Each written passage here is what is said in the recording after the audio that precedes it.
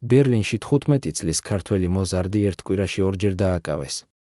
პირველ ჯერზე ავტომობილი, რომელსაც არასრულწლოვანი მართავდა, ავარიაში მოჰყვა. შემთხვევის შემდეგ 15 წლის მძღოლმა და მისმა 33 წლის მგზავრმა გაქცევა ცადეს, თუმცა ორმა თვითმხილველმა ისინი შეაკავა და პოლიციას გადასცა.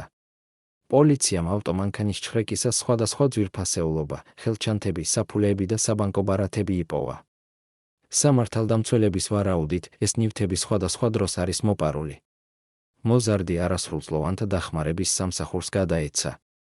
მოგვიანებით, იმავე მოზარდთან დაკავშირებით, პოლიცია კიდევ ერთხელ ჩაერია საქმეში, ამჯერად ადამიანის გატაცების ეჭვის საფუძველზე. პოლიციას, რომელიც მოზარდის კანონიერი მეურვეების სანახავად ერთ-ერთ საერთო საცხოვრებელში მივიდა, ადგილზე 3 პირი დახვდა, სავარაუდო დამნაშავე 45 წლის კაცი და 2 სავარაუდო მსხვერპლი. სავარაუდო მსხვერპლები მოლდოვიდან იყვნენ და აცხადებდნენ, რომ საკუთარი ნების საწინააღმდეგოდ იყვნენ დაკავებული. ერთ-ერთს ფიზიკური დაზიანებებიც აღენიშნებოდა.